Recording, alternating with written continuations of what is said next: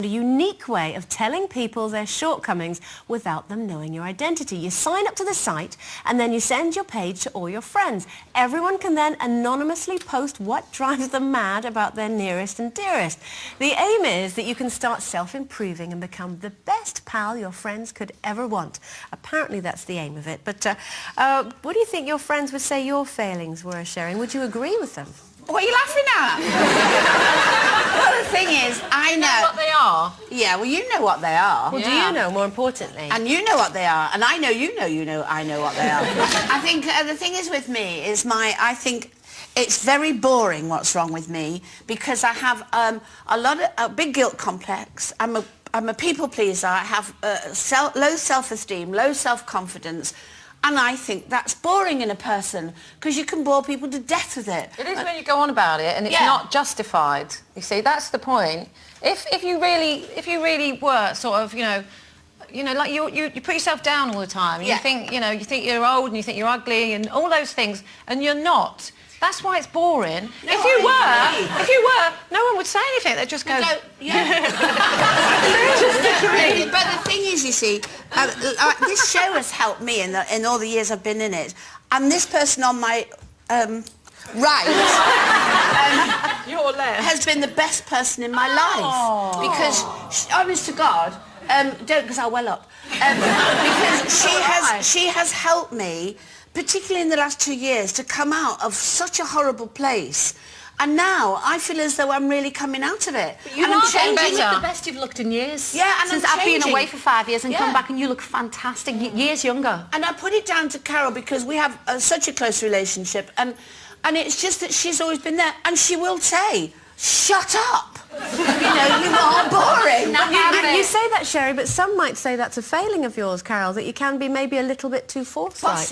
Yeah, I'm sure they do. I can't help it, though. I know I have got this reputation amongst my really, really good friends and my family as well, as being kind of having sort of queen-like behaviour.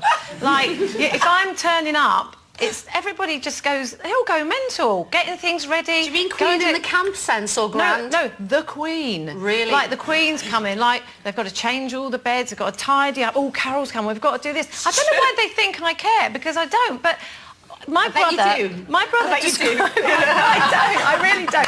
But he describes me as like, when I turn up, it's like a whirlwind. Like I walk in, when he used to live in Singapore, and I used to walk in his flat, and his girlfriend would be like, "Oh, the Queen's coming, the Queen's coming."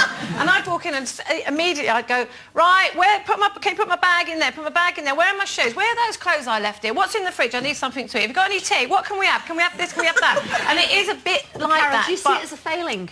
Well, maybe I should, but I just think, you know, it's just about being direct, isn't it? I mean, I'm not the sort of person who would just walk into my brother's house and sit on the sofa and wait for him to offer me a cup of tea. I'm like, get me a cup of tea. I have to say, I mean, I agree with Sherry in as much as being on this show for the past 3 years has made me really aware of all my shortcomings. But in a really good way, because I've looked them in the face and had them pointed out to me, which when you're with, you know, a sort of normal group of friends, as it were, you know, you moan about something and they go, "Oh, yes, yes." Here you moan about something and they go, "Shut up, what are you talking about?" Yeah. But it's been really good, and it's made me confront things that I wouldn't normally have dealt with. And I think it's made me a little bit, I don't know, a bit more self-aware, and also a bit more open-minded, I suppose, because you do get a bit set in your ways. Yeah. You've been away for 5 years, though. Have you noticed a change in yourself since the last time you were here? I don't know if I've noticed a change. I know now my judgment in men is appalling, so that's a failing.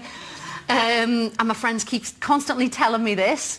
But also, one of my ones is, and I hate this, but I can't help it, whenever I go out and I have a drink, I become a one-woman hen party. I start having a fantastic night, and I go off and leave my mates, and I'll befriend everyone in the room, wanting to be everyone's mate. And sometimes I see my mate stood in the corner on her own. Do they get annoyed? Yeah. But I'm having a time. And the table's whooping. Do you know, I've been there. You are a one-woman hell party. Hell party. No, you are good. Well, you want to go out with me more, and then we can do it together. Yeah, just ignore each other. We can both go out and have a hen party. One thing I'll say about Carol is, what you do with Carol is you go, how much has she had to drink? Oh, God. What stage is she?